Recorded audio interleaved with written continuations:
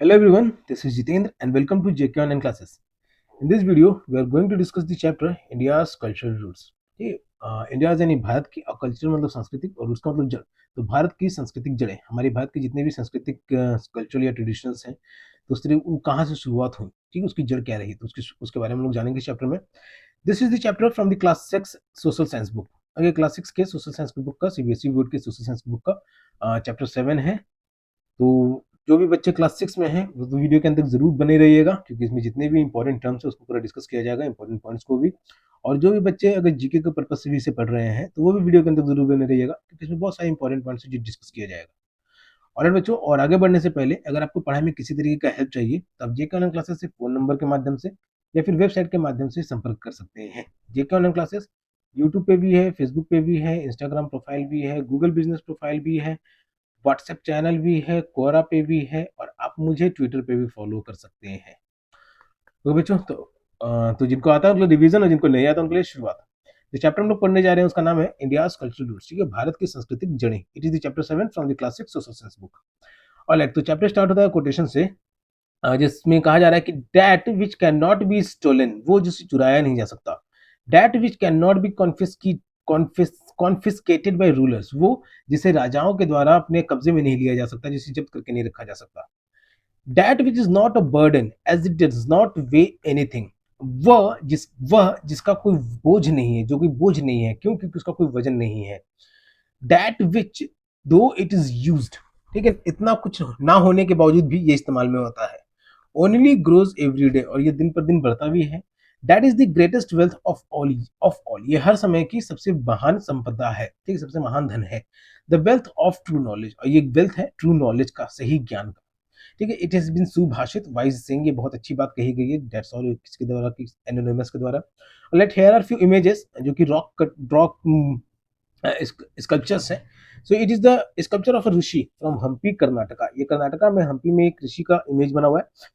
Third second है the Buddha from Bhutan, ठीक है, ये भूटान में भगवान बुद्ध का एक इमेज है। And this is the Mahavira from Bihar, और ये बिहार में महावीरा का एक इमेज है।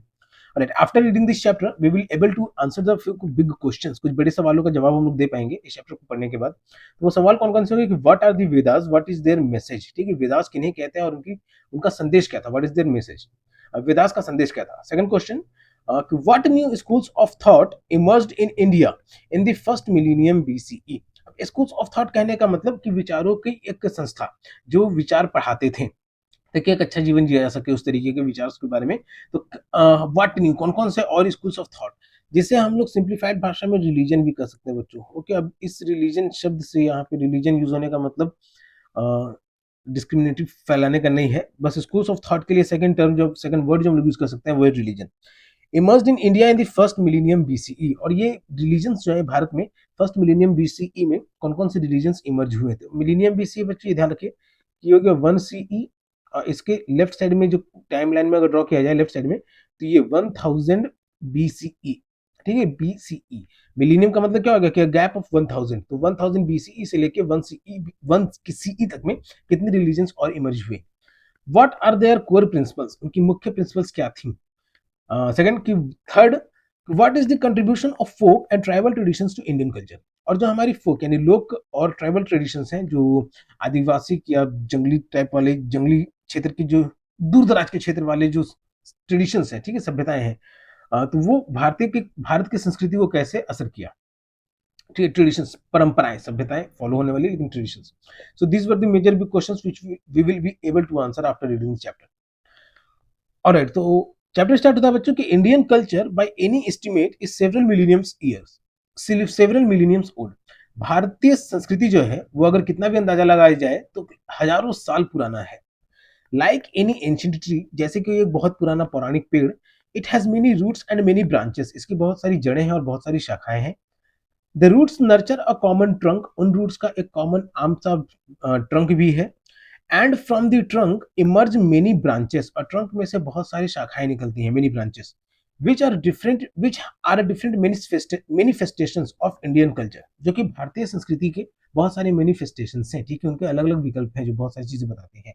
Yet united by a common trunk, और इतने सारे मैनिफेस्टेशंस निकलने के बावजूद भी अलग अलग ब्रांचेस के फॉर्म में सिंगल ट्रंक से निकलने के बावजूद भी we are living in united in unity, हम लोग एक होकर के रहते हैं। Some of these branches are about art, literature, science, medicine, religion, the art of governance. कुछ ब्रांचेस हो गए जैसे कि आर्ट, कला, लिटरेचर, साहित्य, विज्ञान, मेडिसिन यानी दवाइयाँ, औषधि से रिलेटेड, रिलीजन, धर्म जो स्कूल्स ऑफ थॉट्स है, and the art of governance, ठीक है, शासन करने की कला, मार्शल आर्ट्स, युद्ध कला में, एंड सो ऑन, और भी इस तरीके से कई भी ब्रांचेस हैं जो इफेक्ट करती हैं इंडियन कल्चर पे। There are also schools of thought by which we mean groups of thinkers, और इनके अलावा कुछ स्कूल्स ऑफ थॉट भी थे। ठीक है, यहाँ पे रिलीजन वर्ड किया गया है तो इट इज काइंड ऑफ, बच्चों मैंने स्टार्टिंग में कहा था जो कि रिलीजन के बराबर है, तो काइंड ऑफ इसको रिलीजन मान के चला जाएगा, क्योंकि आप जैसे जैसे चैप्टर आगे बढ़ेगा तो इसको भी आप समझ में आएगा कि इसे काइंड ऑफ रिलीजन क्यों कहा जा रहा है। तो there are also schools of thought भी थे by which we mean groups of thinkers, तो उस स्कूल्स ऑफ थॉट में ग्रुप ऑफ थिंकर्स हुआ करते थे जो विचार किया करते थे, सोचा करते थे। ठीक है, और स्पिरिचुअल सीकर्स, तो स्पिरिचुअल सीकर्स, स्पिरिचुअल यानी रिलेटेड टू सोल, यहाँ पे मीनिंग दिया हुआ है बच्चों के नाते में, किस रिलेटेड टू सोल, आत्मा से, एंड डीपर और higher dimension beyond current personality. ठीक है, तो स्पिरिचुअलिटी अपने अभी के अस्तित्व से, हम लोग अभी जैसे हैं तो उससे भी और ज्यादा गहराई में एक दूसरे को समझे हुए। एंड सीकर्स, सीकर कहने का मतलब कि someone who seeks the truth of this world, वो जो कि इस दुनिया की सच्चाई से पता करता है। Spiritual seekers who share similar ideas about human life, the world etcetera. और ये जितने भी स्कूल्स ऑफ थॉट थे तो इसके जितने भी स्पिरिचुअल सीकर्स थे उनका सब का एक ही बात मानना था ह्यूमन लाइफ के बारे में और पूरे संसार के बारे में। Many archaeologists and scholars have pointed out that some of India's cultural roots go all the way to the Indus or Harappan or Sindhu Saraswati civilization। ठीक है, बहुत सारे ऐसे आर्कियोलॉजिस्ट हैं और स्कॉलर से विद्वान हैं जो कि ये बताते हैं कि भारत की जो सांस्कृतिक जड़ें हैं वो नहीं भी तो हड़प्पन सिविलाइजेशन और सिंधु सरस्वती सिविलाइजेशन से जुड़ी हुई हैं, which is in the north west region of India, which we visit in chapter 6, जिसे हम लोग चैप्टर 6 में पढ़ा है। आप लोगों ने अगर नहीं देखा है चैप्टर 6 के बारे में, अगर कुछ रिवीजन करना है बच्चों, तो आप चैनल पे जा करके उसको रीड कर सकते हैं। Later on over time hundreds of schools of thought emerged in India, और समय जैसे बीता गया और भी सैकड़ों की तादाद में स्कूल्स ऑफ थॉट्स इमर्ज हुए भारत देश में। We will see here a few early schools which have shaped India into a country with a unique personality। हम लोग यहाँ कुछ schools of thoughts के बारे में जो कि अभी के भारत देश को एक अलग पहचान दे चुका है, ठीक है, एक यूनिक पर्सनैलिटी बनाए हुए हैं। By understanding them and their roots, we can understand India, that is Bharat better। तो उनको समझ करके, ठीक है, इसके इतिहास के बारे में, अपने कल्चरल रूट्स को अच्छे से जान करके हम लोग अभी का जो इंडिया दैट इज भारत है तो इसको और अच्छे तरीके से जान पाएंगे। बच्चों अब यहाँ इंडिया दैट इज भारत को कोटेशन के अंदर लिखा गया है क्योंकि इसको चैप्टर 6 में बताया गया कि इंडियन कॉन्स्टिट्यूशन ने अपने भारत देश को कैसे हिस्टोरिकली भी और मॉडर्न तरीके से भी एक रिकॉग्निशन दिया हुआ है इंटरनेशनल दुनिया में। फर्दर अब हमारा टॉपिक स्टार्ट होता है स्कूल्स ऑफ थॉट से रिलेटेड में। फर्स्ट की the Vedas and the Vedic culture. It was a school of thought regarding the Vedas and the Vedic culture. तो what are the Vedas? The word Veda comes from the Sanskrit vid which means knowledge. ये जो वेदा है ये संस्कृत के एक शब्द विद से आया है जिसका मतलब होता है नॉलेज, ज्ञान।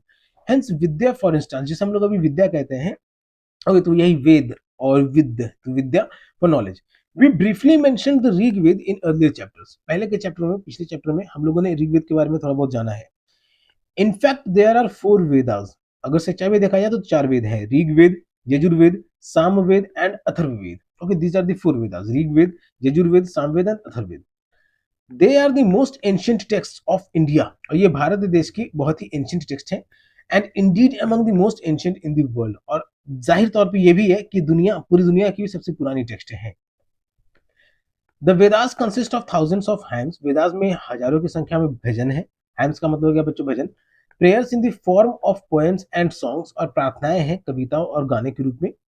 That we were recited orally not written, और ये जो वेदांत है ओरली रीड किए गए हैं, पुराने समय से ही ओरली रीड होते आए हैं, ना कि लिखे हुए फॉर्म में। Those hymns were composed in the Sapta Sindhu region which we visit in chapter 5। और ये भजन जो है ये सप्त सिंधु रीजन में लिखा गया है। इंडस और सरस्वती नदी के पास जो सभ्यता बसी हुई थी, सिविलाइजेशन जो बसी हुई थी, तो उस तरफ के रीजन में लिखा गया है, जिसे हम लोग चैप्टर 5 में हम लोगों ने जाना। तो चैप्टर 5 भी अपलोडेड है बच्चों, अगर किसी तरीके का डाउट आता है तो उसे भी आप जाकर के देख सकते हैं। It is difficult to say when exactly the Rigveda the most ancient of the 4 was composed. तो जो ऋग्वेद है जिसे हम लोगों ने पहले के चैप्टर में जाना है, तो ये कहना मुश्किल है कि उसे कब सही तौर पे कहना मुश्किल है कि उसे कब लिखा गया है या कब उसे बनाया गया है। Experts have proposed dates ranging from, अब जो एक्सपर्ट्स हैं इसके वेद के बारे में, जो आर्कियोलॉजिस्ट हैं, जो हिस्टोरियंस हैं, उनका कहना है कि ये 5th to the 2nd millennium BCE के समय में इसको बनाया गया है, लिखा गया है या फिर बोला गया है, और ये ओरली ट्रांसफर किया गया है। ये तो यहाँ पे है रिसाइटेड ओरली। अब ये 5th to 2nd millennium BCE बच्चों, टाइमलाइन का यहाँ पे समझ लीजिए कि 1 सीई और ये 2 बीसीई, और सेकंड मिलीनियम कहाँ जा रहा है बच्चों, तो बच्चों यहाँ 2000 हो जाएगा, ओके, 2000 बीसीई और 5000 बीसीई। ओके, अब 1000 क्यों, क्योंकि मिलीनियम बीसीई, तो इस दौरान में इन वेदास को कंपोज किया गया है। For anything between 100 and 200 generation, और इतने के बीच में नहीं भी तो 100 से 200 पीढ़ियां जो है वो गुजर चुकी हैं, और ये ट्रांसफर होते आया है 100 से 200 पीढ़ियों तक। These texts have been committed to memory through rigorous training and passed on orally with hardly any alterations. ये टेक्स्ट जो है सिर्फ याद के तौर पे, ठीक है, जिसने भी सबसे पहले इसे बनाया तो वो बस याद करके दूसरे को सुनाया, दूसरे को याद करवाया, और वो तीसरे को भी याद करके ही उसे बताया, चौथे ने भी उसे याद किया। तो ऐसी रिगरस ट्रेनिंग, अब इतने लंबे समय तक याद रखना भी, तो उसके लिए भी बहुत बड़ी ट्रेनिंग की जरूरत रहेगी, तो कठिन ट्रेनिंग की जरूरत रहेगी। तो rigorous training and memory and passed on orally with hardly any alterations, और ओरली जो है आगे बढ़ते रहा बिना किसी बहुत कम बदलाव के साथ, okay, hardly any alterations. Further, don't miss out है बच्चों यहाँ कुछ, कि this meticulous transmission over thousands of years explains why in 2008 UNESCO recognised Vedic chanting as a masterpiece of oral and intangible heritage of humanity. ठीक है, तो UNESCO ने वैदिक चैंटिंग को 2008 में एक रिकॉग्निशन दिया है, that is a masterpiece of oral and intangible heritage of humanity. Now what, फिर लग गया। बच्चों, तो यूनेस्को का फुल फॉर्म हो गया, UNESCO stands for United Nations Educational, Scientific and Cultural Organisation. Further, the Vedic hymns were composed by rishis, Vedic hymns जो थे, जो ये वेद के जो भजन है, तो इन्हें ऋषियों के द्वारा लिखा गया। मेल सीर्स और सेजेस, जो पुरुष ऋषि, जो पुरुष हुआ करते थे तो उन्हें rishi, and rishikas female ones, और जो महिलाएं हुआ करती थी उन्हें rishikas, in an early form of the Sanskrit language, और ये वैदिक हाइम्स को लिखा भी गया तो संस्कृत भाषा के पुराने रूप में, और लिखा गया फिर बोला भी गया तो संस्कृत भाषा के पुराने रूप में।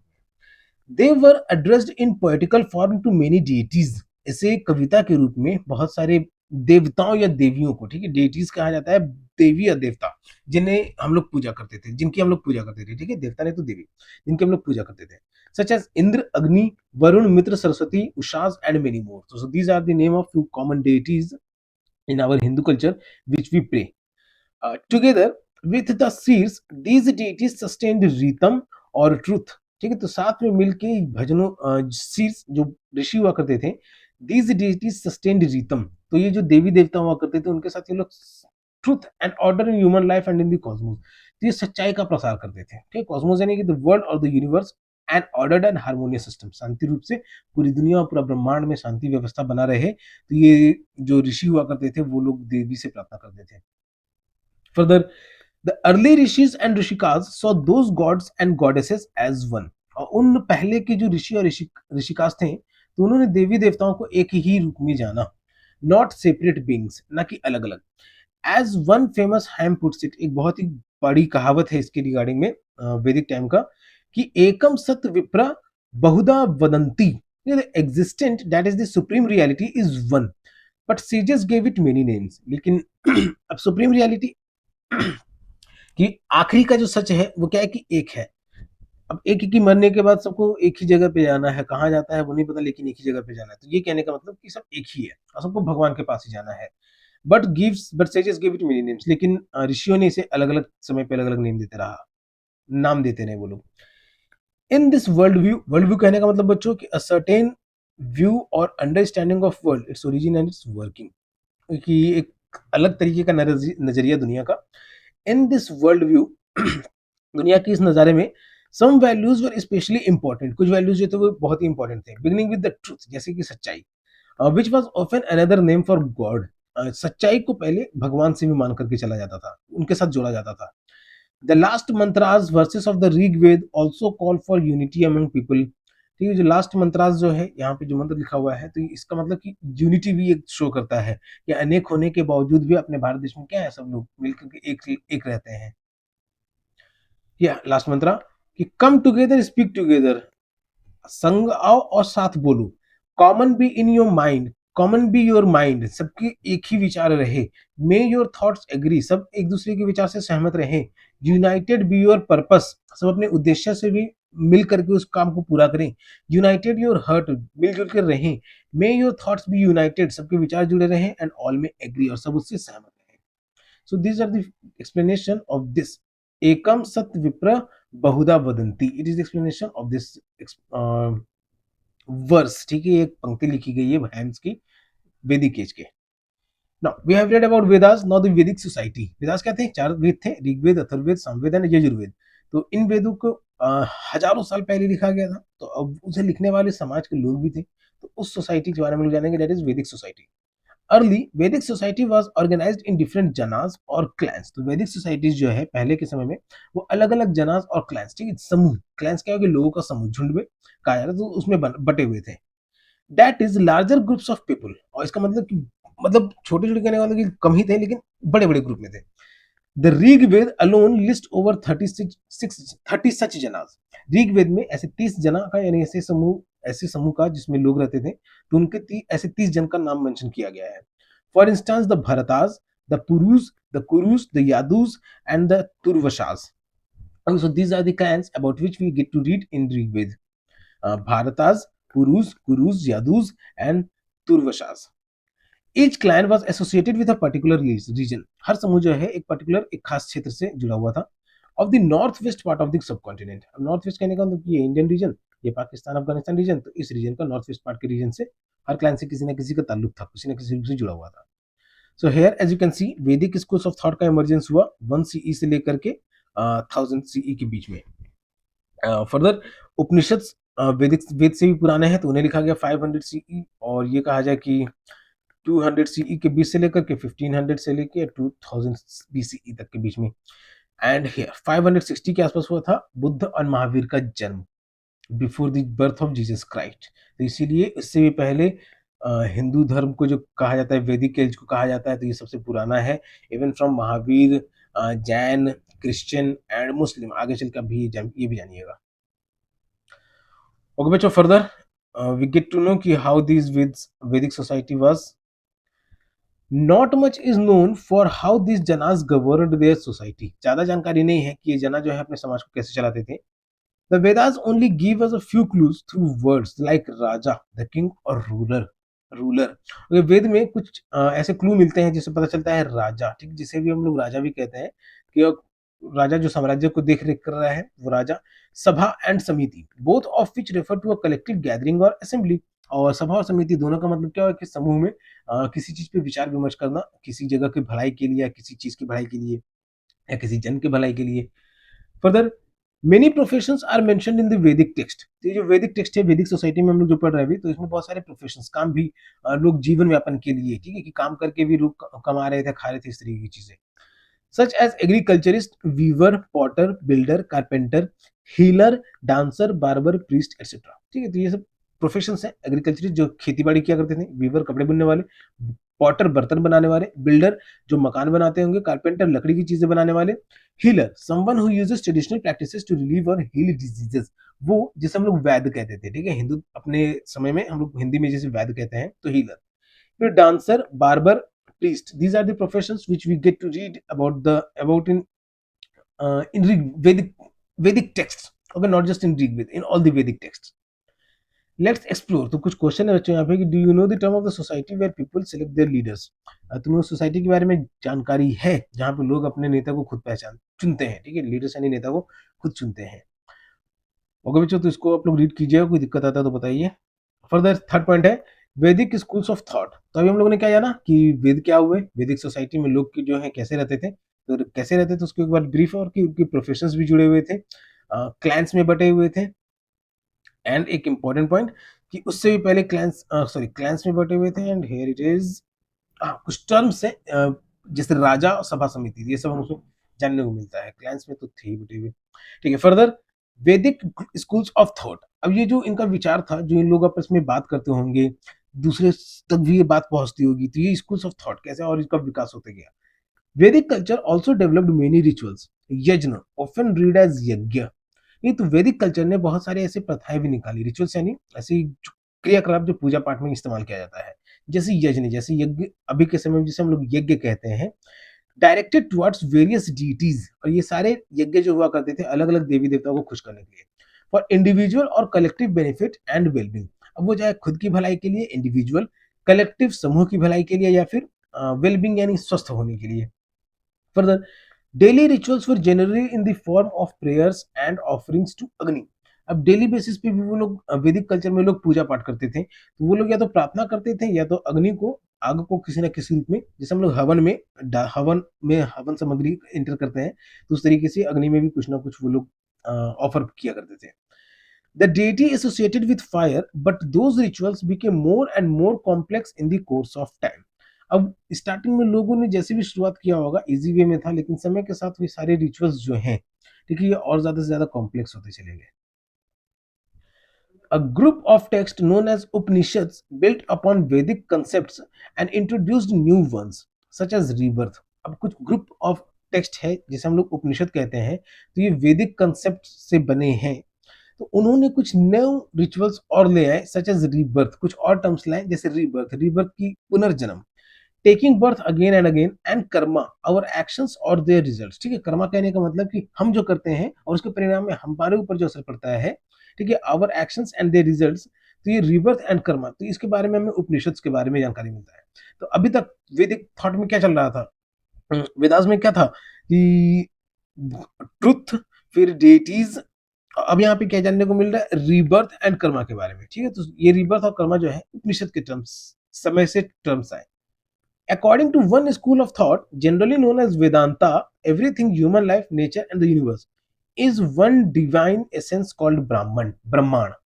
ओके, तो एक स्कूल ऑफ थॉट है जिसे हम लोग वेदांता के नाम से जानते हैं।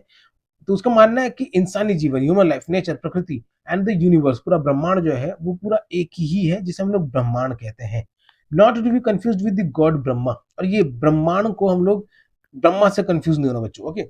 और sometimes just that two well known mantras, और कभी कभी माना भी जा सकता है, two well known mantras express this in a simple but profound way. दो ऐसे मंत्र हैं जो इस बात को पूरी अच्छी तरीके से बताता है। अगर किस बात को, तो ये कि ह्यूमन लाइफ, नेचर और यूनिवर्स क्या है, तो एक है, ब्रह्मांड में सब एक ही में समाये हुए हैं। अहम ब्रह्मास्मि, okay, this is the two, जिसे हम लोग क्या कह रहे हैं, to well known mantras.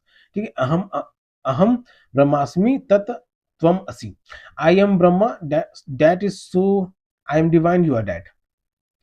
Further, the Upanishads also introduced the concept of Atman और सेल्फ। उपनिषद्स में अपना कंसेप्ट आया आत्मन का, ठीक है, सोल का, और सेल्फ यानी अपने अपने से related. The divine essence of that resides in every being but is ultimately one with ब्रह्मांड। तो ये जो आत्मन जो है, ये भले ही सबसे जुड़ा हुआ है, क्योंकि सबकी अपनी अपनी आत्मा है, अलग होने के बावजूद भी सब क्या है, ब्रह्मांड, ब्रह्मांड में ही समाये हुए हैं। हम लोग कहाँ पे रह रहे हैं, अर्थ पे रह रहे हैं, अर्थ कहाँ पे है, लटका हुआ सोलर सिस्टम में, सोलर सिस्टम कहाँ पे लटका हुआ है, तो पूरे यूनिवर्स में। इस तरीके से सबका सब कहाँ पे है, तो ब्रह्मांड में। It follows that everything in this world is connected and interdependent, और ये दर्शाता है कि सब चीज पूरी दुनिया में कनेक्टेड है और एक दूसरे पे निर्भर भी है। This explains a common prayer that begins with सर्वे भवंतु सुखिना और may all creatures be happy. तो ये एक प्रार्थना के बारे में बताता है कि सब कोई खुश रहे, दैट इज सर्वे भवंतु सुखिना, and goes on to wish them all to be free from disease and sorrow, और उन्हें फिर विश भी करते हैं कि सब जो है बीमारियों से मुक्त रहें, free from disease and sorrow, और दुख से भी दूर रहें। नाउ थिंक अबाउट इट, अब इसके बारे में सोचिए। हैव यू हर्ड और red any other story that conveyed an important message? क्या तुमने ऐसा कोई स्टोरी पढ़ा है और सुना है जो कि दूसरा संदेश देता हो, कोई महत्वपूर्ण संदेश देता हो? What values did teach you, जो तुम्हें और क्या सिखाता है? तो इसके बारे में विचार कीजिएगा बच्चों। कोई कहानी अगर आपको याद है जिससे कोई स्पेशल कहानी संदेश मिलता है एंशियंट टाइप का। Early in the first millennium BCE, तो पहले फर्स्ट मिलेनियम बीसीई में several more schools of thought grew out of the Vedas, और भी बहुत सारी स्कूल्स ऑफ थॉट्स को है जो जन्मे, बढ़े। One of them was yoga which developed methods intended to achieve the realisation of Brahmand in once consciousness. ठीक है, तो उसमें से एक था योगा। अपनी अब जो योग करते हैं अभी, आंखें बंद करके धीरे धीरे सांस लेना, सांस छोड़ना, ठीक है, स्वस्थ रहने के लिए। सो इसका भी उत्सर्जन हुआ, ये भी जो बना, तो फर्स्ट मिलीनियम बीसीई में वेदास के साथ। क्यों? इसका जो उद्देश्य था to achieve the realisation of Brahmand, कि ब्रह्मांड को ब्रह्मांड के अंत तक पहुंचा जा सके। ठीक है, इन वंस कंसियसनेस। अब कंसियसनेस का मतलब बच्चों हो गया द क्वालिटी और state of being aware for instance of something with in oneself, अपने अंदर की बात से वो जानकार रहना। Together, these schools of thought became the foundations for what we call Hinduism today. और साथ में ये वैदिक कल्चर मिल करके, फिर योगा भी मिल के, फिर उपनिषद की जानकारियां मिल करके एक स्कूल ऑफ थॉट बनी जिसे हम लोग हिंदुइज्म के नाम से जानते हैं। और सेकंड स्कूल ऑफ थॉट के बारे में जो हम लोग जानने जा रहे हैं बच्चों, वो है Buddhism. Other schools of thought also emerge, और भी स्कूल्स ऑफ थॉट जो है वो इमर्ज किए, which did not accept the authority of the Vedas and developed their own systems. तो वो वेदास की इस बातों को नहीं मानते थे, इन्होंने अपना सिस्टम बनाया। One of their name is Buddhism. Okay, तो अभी एक टाइमलाइन था यहाँ पे बच्चों, जिससे आपने देखा कि बुद्धिज्म कहाँ बीच में आया है during the times of Vedas and Upanishads. About 2.5 million years ago, कम से कम 2000 साल पहले या 2-2500 साल पहले, a young prince, millennium years ago, 2.5, okay, 2.5 कहा जा रहा है बच्चों, लगभग 750 साल पहले। A young prince named Siddhartha, नहीं, 2500 साल पहले, a young prince named Siddhartha Gautama was born in Lumbini. एक यंग प्रिंस थे गौतम बुद्ध जी, सिद्धार्थ गौतम कहा जाता था, जिनका जन्म हुआ लुम्बिनी में। आज के समय में ये लुम्बिनी नेपाल में है। Alright, बच्चों, so here are some stories, many stories from Upanishads tell us the importance of asking questions. तो उपनिषद्स में जो वेदास और उपनिषद से हम लोगों ने ऊपर में पढ़ा है, उसमें कुछ चीजें बताई गई हैं कि प्रश्न पूछने के महत्व को बताया है। Whether these questions came from men, women और children, चाहे ये सवाल बच्चों से आए, पुरुषों से आए या फिर औरतों से आए। तो इसको रीड कीजिएगा बच्चों, किसी तरह की परेशानी आती है तो जरूर बताइएगा। ठीक है, इसमें कहानियां कवर की गई हैं, अच्छी हैं। Now, this Siddharth Gautam, who was born in Nepal, in Lumbini, which is presently in Nepal. Depending on the sources they use, scholars have come up with widely different conclusions. तो जैसे जैसे sources available हैं, different type of sources available हैं, तो scholar जो है वो अलग अलग कंक्लूजन्स पे निकले हैं। As regards the precise year of his birth, तो उनके जन्म को लेकर के, ठीक है, गौतम बुद्ध के जन्म को लेकर के, सिद्धार्थ गौतम के जन्म को लेकर के, तो अलग अलग डेट ऑफ बर्थ। तो in chapter 4 we chose 560 BCE as an approximate year. ठीक है, 560 बीसीई क्यों बच्चों? क्योंकि अभी हम लोग 2000 वाले सीई में रह रहे हैं। ठीक है, जैसे 2000 सीई और 1 सीई, और इससे पहले लेफ्ट साइड में 560 बीसीई। तो इसी के लिए अबाउट 2.5 मिलीनियम ईयर से को ऊपर में लिखा हुआ था बच्चों। ओके, तो 2000 ईयर्स यहाँ बीत चुके हैं और 500 ईयर्स यहाँ पे, तो 2.5 million years ago, which is 560 BCE as an approximate year. In any case, it makes no difference to our story here. और ये इसके इनके बारे में जो भी घटनाएं हैं बुद्धिज्म से रिलेटेड, जो भी हम लोग यहाँ पे जानेंगे, इस पर कोई असर नहीं पड़ने वाला है। फैक्ट जो है कुछ एक ही जैसे हैं। ठीक है, बस उनके जन्म को लेकर के कंफ्यूजन है, अलग अलग डेट है, तो यहाँ पे हम लोगों ने 560, इस चैप्टर में 560 मेंशन है। As the story goes, the Siddharth Gautam grew up living a protected life in the palace. तो कहानी जैसे आगे बढ़ती है उनकी जीवन की, सिद्धार्थ गौतम जो थे वो अपने महल में सुरक्षित अपना जीवन जी रहे थे। One day at the age of 29, he asked to be driven through the city in a chariot. ठीक है, तो एक दिन वो जब 29 साल के थे तो उन्होंने अपने रथ से शहर का सैर करने के बारे में सोचा। And for the first time in his life came across an old man, sick man and a dead body. और वो अपने जीवन में पहली बार, ठीक है, अभी तक वो महल में रहा करते थे, आराम से सुख की जिंदगी जी रहे थे, लेकिन जब वो उस शहर के भ्रमण पे निकले रथ पे, तो उन्होंने पहली बार जीवन में उन्होंने एक बीमार इंसान को देखा, बूढ़े आदमी को देखा, एक सिक आदमी, एक बीमार आदमी को देखा, और एक मरे हुए आदमी को देखा। He also saw an ascetic who appeared to be happy and at a peace. उसने एक आस्तिक को भी देखा। ठीक है, आस्तिक, एस्केटिक का मतलब हो गया आस्तिक, someone who engages in a rigorous discipline to attain a higher consciousness. उन्होंने एक आस्तिक को भी देखा, who appear to be happy and peace, जो कि बहुत ही खुश भी दिख रहा था। Following this experience, Siddhartha decided to give up his palace life. तो ये अनुभव को पीछा करते हुए, तो किस अनुभव को, कि जिस जिस समय वो अपने शहर के भ्रमण पे निकले थे, तो उन्होंने ओल्ड मैन देखा, सिक मैन देखा, एक डेड बॉडी देखा, एंड एस्केटिक, एस्केटिक आस्तिक, आस्तिक सन्यासी, ठीक है, जो पूजा पाठ के काम में हमेशा लगा रहता है, सन्यासी। तो वो अपने, उन्होंने, सिद्धार्थ ने डिसाइड किया कि वो अपनी ये राजमहल की जिंदगी को छोड़ देंगे। ठीक है, give up his palace life, living behind his wife and his son, और वो अपने बीवी और अपने बच्चों को भी छोड़ दिया उन्होंने। Traveling on foot as an ascetic, meeting other ascetics and scholars, he searched for the root cause of suffering in human life. ठीक है, तो वो पैदल ही यात्रा पे निकले और एक एस्केटिक यानी एक सन्यासी की तरह, और बहुत सारे सन्यासियों से भी वो मिले और बहुत सारे विद्वानों से भी मिले। उन्होंने अ, इंसान के जीवन की, तो उसकी इंसान के जीवन की रूट कॉज, उसकी जो भी परेशानी है तो उसके रूट कॉज की तलाश में निकल गए एंड ही सर्च फॉर, और उन्होंने खोज भी निकाला उसको।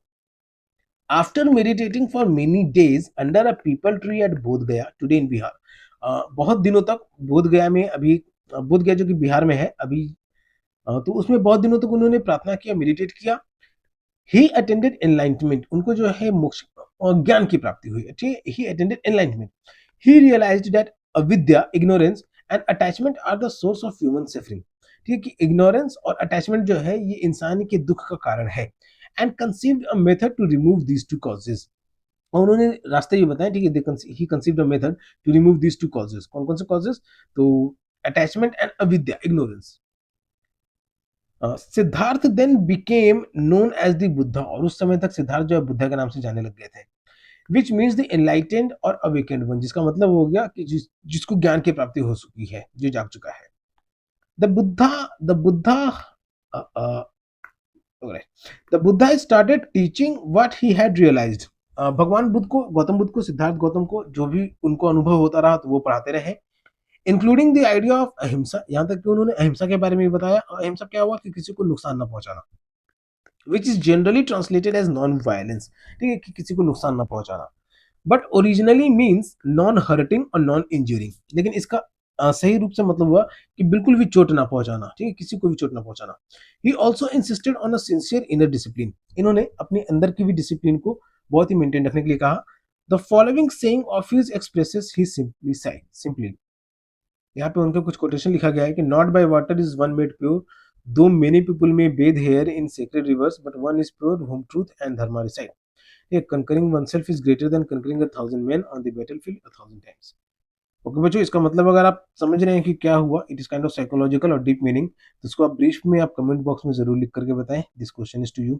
और वीडियो में बच्चों अगर आप यहाँ तक बने हुए हैं तो वीडियो को लाइक और सब्सक्राइब जरूर करें और अपने फ्रेंड्स के साथ जरूर शेयर कर दें, ताकि उन्हें भी आसानी हो सके ये चैप्टर पढ़ने में। तो चैप्टर थोड़ा लंबा भी है बच्चों, तो आप स्किप करके भी देख सकते हैं, नहीं तो अगर आप यहाँ तक बने हुए हैं तो बने भी रहिए आखिरी तक। द बुद्धा फाउंडेड द संघ, अ कम्युनिटी ऑफ भिक्षुज और मॉन्क्स, बुद्धा जो थे उन्होंने संघ का स्थापना की, तो ये कम्युनिटी था भिक्षुज का और मॉन्क्स का, जिसे हम लोग मॉन्क्स भी कहते हैं, ठीक है, बुद्धिस्ट मॉन्क्स। एंड लैटर भिक्षुनीज और नन्स, बाद में इसमें फीमेल्स भी जुड़ी, तो जिन्हें भिक्षुनीज और नन्स कहा जाने लग गया। Who dedicated themselves to practising and spreading his teachings, जिन्होंने अपने पूरा जीवन व्यतीत कर दिया बुद्ध के प्रैक्टिस और टीचिंग्स को फैलाने में। His influence on India and indeed the whole of Asia was enormous, as we will discover later. तो इनका असर भारत देश में और ईस्ट एशिया में, पूरे एशिया में बहुत ज्यादा रहा। ईस्ट एशिया में कह रहा हूँ सिर्फ, पूरे एशिया में बहुत ज्यादा रहा। इट इज स्टिल परपेसिटेबल टुडे, और ये अभी भी बहुत ज्यादा मान्यता वाला धर्म है बुद्ध, ठीक है। Monk, a man who giving up usual life in the world, जो अपनी जीवन की चीजों को छोड़ चुका है। Nun, the female equivalent of a monk. तो आप यहाँ एक इमेज देख सकते हैं बच्चों कि the stone panel from 1800 years old shows the Buddha teaching. यहाँ पे आप देख सकते हैं भगवान बुद्ध का एक इमेज बना हुआ है जो ज्ञान दे रहे हैं। लेट्स एक्सप्लोर, कुछ क्वेश्चन है बच्चों, तो इसको क्वेश्चन आंसर में डिस्कस किया जाएगा। अधिकतर क्वेश्चंस हैं जो इसमें ग्रुप डिस्कशन ही हैं, तो वो सब आप लोग कोशिश कीजिएगा खुद से बनाने का। एक इमेज है बच्चों, यहाँ पे देख सकते हैं the traditional painting of Mahavira, ये इमेज जो है शो कर रहा है महावीरा की पुरानी पेंटिंग को, बहुत पुराना पेंटिंग है। So we have studied, we have read till now about Buddhism. Now we are going to read about Jainism. Jainism is another important school of thought that became widespread at the same time. At the same time कहने का मतलब कि ये 2.5 million years अगो जब Buddhism spread कर रहा था, तो उसी समय में जैनिज्म भी जो है एक अलग स्कूल ऑफ थॉट है जो बहुत ही ज्यादा स्प्रेड हो रहा था, पॉपुलर हो रहा था। Although its roots are said to be much more ancient, लेकिन ये और ज्यादा पुराना माना जाता है। Almost every school of thought, roots of every school of thought will be said to be much more ancient. Just like Siddhartha Gautam, Prince Vardhaman was born on a royal family in the early 6th century BCE. Okay, तो जैसे सिद्धार्थ गौतम थे बौद्ध धर्म में, उसी तरीके से जैन धर्म में सिद्धार्थ गौतम, सॉरी, वर्धमान थे, ठीक है, प्रिंस वर्धमान, जिनका जन्म 6th सेंचुरी बीसी में हुआ था, एक शाही परिवार में, एक राजा के परिवार में। His birth place was near the city of Vaishali in modern day Bihar, और इनका जन्म का स्थान था अभी का समय में जो जिस वैशाली शहर के नाम से जाना जाता है बिहार में, तो इनका जन्म था वही वैशाली में। At the age of 30 he decided to leave his home and go in search of spiritual knowledge. 30 साल की उम्र में इन्होंने अपने घर को छोड़ने का सोचा और आत्मज्ञान के फिर आध्यात्मिक ज्ञान की तलाश में ये निकल गए अपने ऐशोश भरी जिंदगी को छोड़ करके. He practiced an ascetic discipline and after 12 years achieved infinite knowledge और supreme wisdom. तो 12 साल के बाद ये पूरे सन्यासी का जीवन जीने लग गए और 12 साल के बाद इनको इनफाइनाइट नॉलेज यानी असंख्य ज्ञान और सुप्रीम विजडम, ठीक है, कैवल्य को आप आगे पढ़िएगा इसको लेटर और डिटेल में. He became known as Mahavira और ग्रेट हीरो. इन्हें यानी ये प्रिंस वर्धमान को महावीरा या ग्रेट हीरो कहा जाने लग गया. And started preaching what he had realised. और इन्होंने अभी तक जो भी अनुभव किया था, ठीक है, तो महावीरा ने अभी तक जो भी अनुभव किया था तो ये भी इसे पढ़ाने लग गए. डोंट मिस आउट, कुछ फैक्ट्स हैं यहाँ पे कि द वर्ड जैन और Jaina comes from the Jina meaning conqueror. This does not refer to the conquest of territory और एनिमीज. ये जीना शब्द है, जो जैन शब्द है, ये जैना से आया है जिसका मतलब होता है कि शासक. तो यहाँ पे इसका मतलब ये नहीं कि किसी ने किसी देश पे कब्जा कर लिया है. It is just schools of thought जिसमें अहिंसा, रीबर्थ, इस तरह की चीजें लोग फॉलो करते हैं. नेक्स्ट, जैन टीचिंग्स इंक्लूड अहिंसा. जैन टीचिंग्स जो है ये अहिंसा सिखाती है. Anekantavada and aparigraha. These are the teachings of Jainism. Ahimsa, anekantavada and aparigraha. These ideas share to a large extent with Buddhism and the Vedantic school of thought. तो इसके जो अधिकतर आइडियाज जो हैं ये बुद्धिज्म से और वेदांतिक स्कूल्स ऑफ थॉट यानी वैदिक टाइम के जो थॉट से फॉलो हुआ करते थे तो उससे कुछ ज्यादा मेल खाते हैं जैनिज्म के, सबसे मिला करके. Are central to Indian culture. तो और ये सब के सब जो है इंडियन कल्चर से मेल खाते हुए हैं. This one the Buddhism one also, this one which we are reading right now, Jainism also. और वैदिक कल्चर जो है उसे तो हिंदुज्म का जड़ माना जाता है. द फर्स्ट में भी illustrated by this saying of Mahavira. तो महावीरा का एक कथन है कि all breathing existing living sentiment creature should not be slain not treated with violence not abused not tormented not driven away. Okay बच्चों, तो ये महावीरा के द्वारा कहा गया शब्द है. इसका मीनिंग और वीडियो को पॉज करके कमेंट बॉक्स में जरूर बताएं. ओके, नेक्स्ट आगे क्या कहा जा रहा है कि let us define the last two points in simple terms.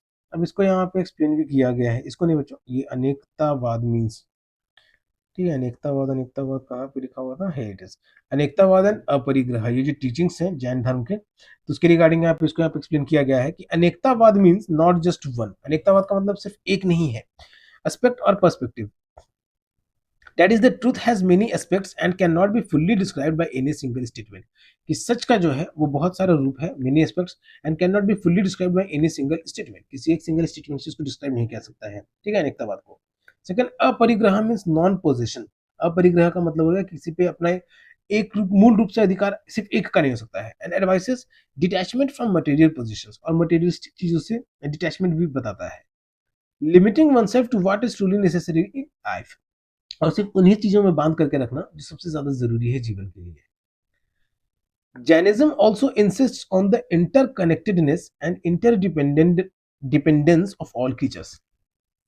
Jainism जो है ये भी बताता है कि सब एक दूसरे से इंटरकनेक्टेड है और इंटरडिपेंडेंट है, सारे जीव एक दूसरे के. From humans to invisible organisms. इंसानों से लेकर के वैसे लोग जो गायब भी हैं. अब गायब कहने का मतलब यहाँ पे आत्माओं के बारे में कहा जा रहा है कि जो हमें दिखते नहीं है. As they support each other and can not live without one another. Jainism में ये मानना है कि सब एक दूसरे से सपोर्ट करते हैं और एक दूसरे के बगैर रह नहीं सकते हैं. Scientist studying nature flora and fauna have again and again confirm this truth. तो जो वैज्ञानिक नेचर के बारे में पढ़ाई करते हैं और फ्लोरा और फाउना जीव जंतु के बारे में पढ़ते हैं तो इसकी सच्चाइयों को समय समय पर अलग अलग रूप में सच इसको मानते रहे हैं. Alright, the Jatak tales, which have delighted generations of Indian children and adults, tell stories of Buddha's former births and express in simple terms in Buddhist values. तो जातक कथाओं के बारे में बच्चों आप लोगों ने पढ़ा होगा, तो ये बुद्धिज्म से रिलेटेड है. Is a well known tale. The Buddha was the king of large troop of monkeys.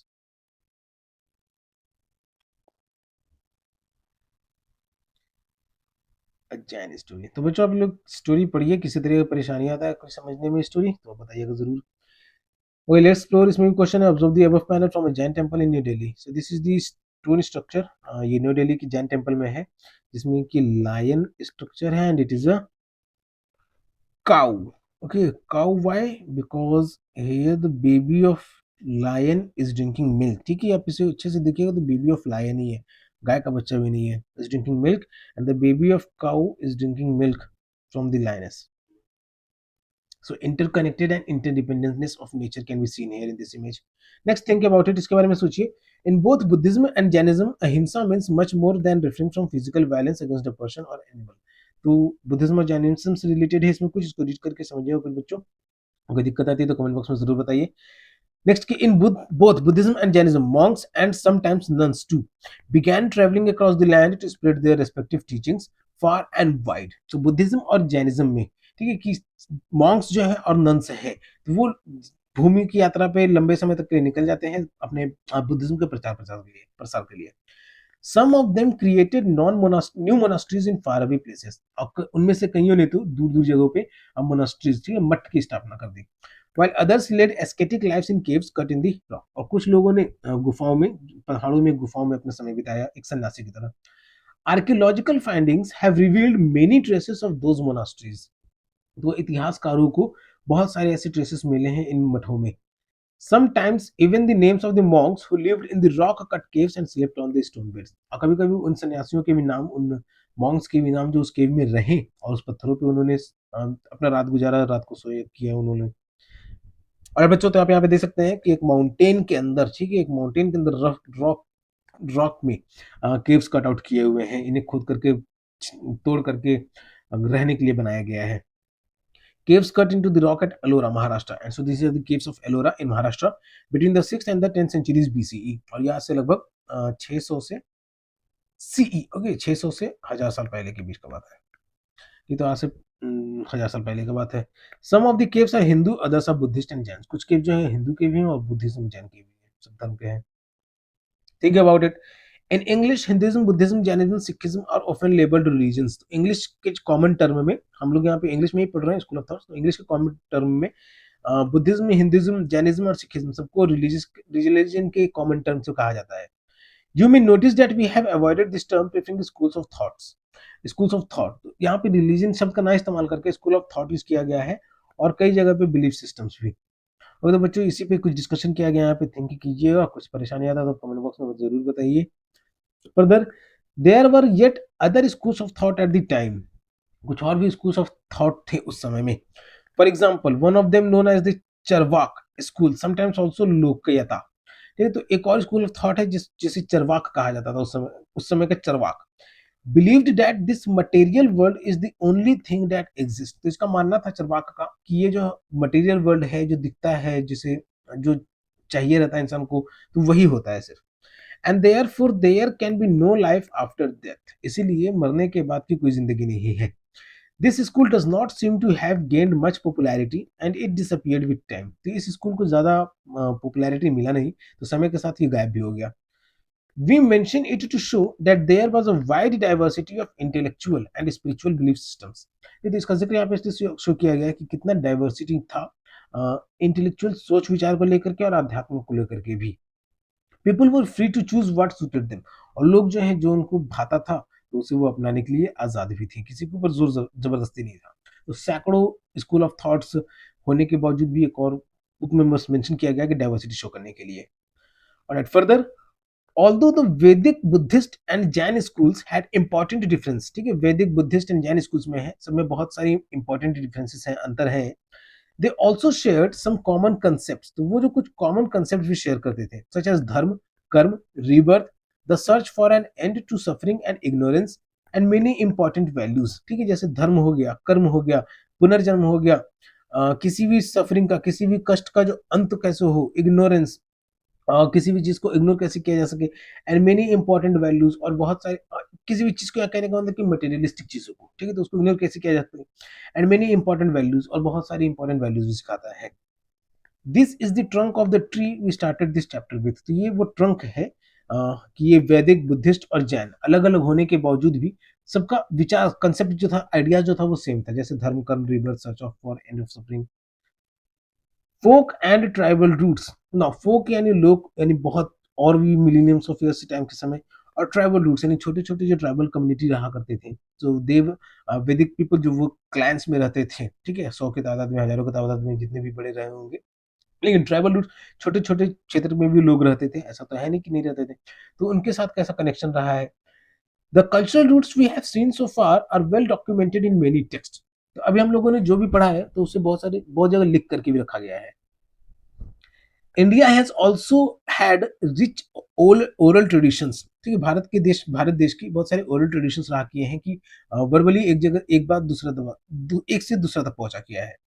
That is teachings और practices transmitted through everyday practice, और मतलब कि टीचिंग्स और जो भी सिखाया जा रहा है, जो प्रैक्टिस किया जा रहा है, वो डेली बेसिस पे प्रैक्टिस हुआ करता था विदाउट रिटन टेक्स्ट, और बिना उसे लिखे हुए, सिर्फ बोल करके ही।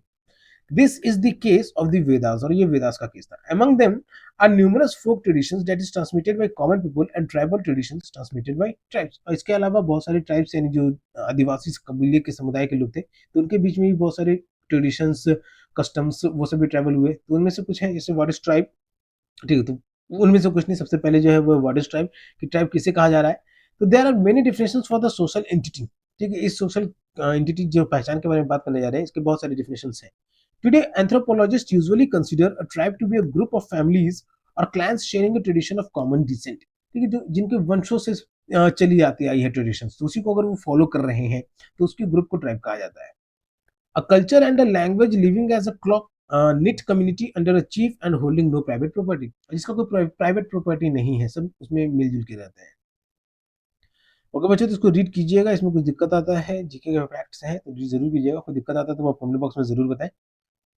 Now, there has been a constant interaction between folk and tribal traditions. तो ये फोक यानी वैदिक टाइम के, और वैदिक हो गए, फिर बुद्धिज्म, जैनिज्म, फिर चवक्र, लेट मी एक्सप्लेन करके। Okay, Charvak, it is Charvak, चवक्र नहीं, इट इज चरवाक। तो जो भी थे, इनके बीच में कांस्टेंट इंटरेक्शन बना हुआ रहा करता था। And the leading schools of thought such as those we mention in this chapter, सबके बीच में इंटरेक्शन हुआ करता था। deities, concepts, legends and rituals have been freely exchanged in both directions। ठीक है, हर तरफ से देवताओं के बारे में, फिर लेजेंड्स जो महान लोग हुआ करते थे, फिर जो भी रिचुअल्स फॉलो किया करते थे, ये सब दोनों तरफ से आदान प्रदान हुआ करता था। For instance, according to tradition, Jagannath worshipped at Puri was originally a tribal deity। तो अभी के समय में पुरी में जो जगन्नाथ का पूजा किया जाता है, तो वो मान्यता है कि वो एक ट्राइबल आदिवासियों के देवता थे।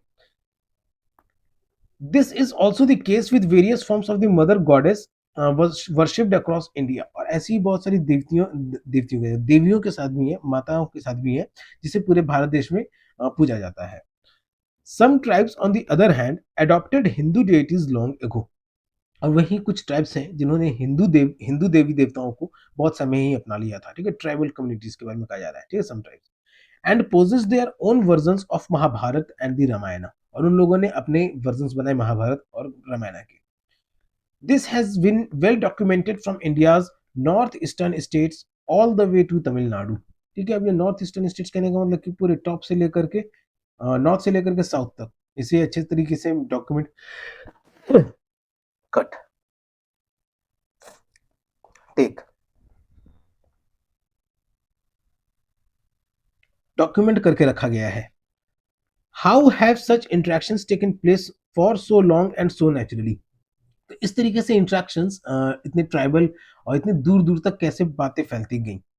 It is in the end because folk, tribal and Hindu belief systems have many similar concepts. ये क्यों? क्योंकि जो भी फोक थे, ठीक है, लोक कथाएं थी, या उस समय के बहुत पुराने लोग थे, ट्राइबल और हिंदू बिलीफ सिस्टम जो था, उनमें बहुत सारी समानताएं थी, मेनी सिमिलर कंसेप्ट्स थे। For instance, in all three elements of nature such as mountains, rivers, trees, plants and animals and some stones too are regarded as sacred। क्यों? क्योंकि जितने भी एलिमेंट्स हैं नेचर में पाए जाने वाले, चाहे वो पहाड़ हो, नदी हो, पेड़ हो, पौधे हो, जानवर हो, और कुछ पत्थर भी, उन्हें पवित्र माना जाता था। और ये सब में कहा जा रहा है, ठीक है, फोक, ट्राइबल और हिंदू बिलीफ सिस्टम में भी। Because there is consciousness behind all of them. क्यों? क्योंकि सबके अंदर अपनी अपनी चेतना हुआ करती है। Indeed, tribes generally worship many deities associated with those natural elements। जाहिर सी बात है कि ट्राइबल्स कम्युनिटी जो है वो सबसे ज्यादा देवी देवताओं की पूजा करते हैं जो नेचुरल एलिमेंट से जुड़े हुए हैं। For the Toda tribals of the Nilgiris of Tamil Nadu, जो कि तमिलनाडु के टोडा ट्राइबल्स हैं नीलगिरी के पहाड़ियों में।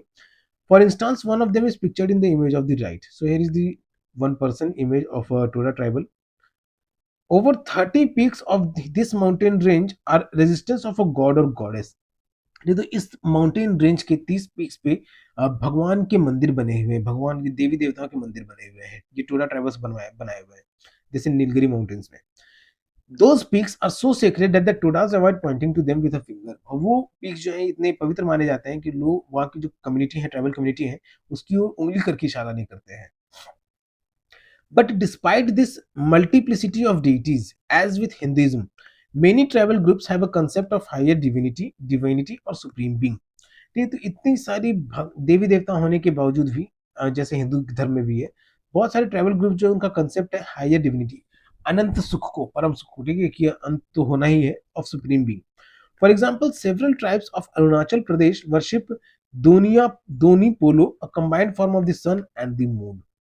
एक एग्जांपल के तौर पे अरुणाचल प्रदेश का एक ट्राइब है, बहुत सारे ऐसे ट्राइब्स हैं जो दोनी दोनी पोलो की पूजा करते हैं, जो माना जाता है कि सन और मून का कंबाइंड रूप है। who later rose to the higher status of supreme god, और जो आगे चल के एक बहुत बड़ी देव के रूप में माना जाता है उनको।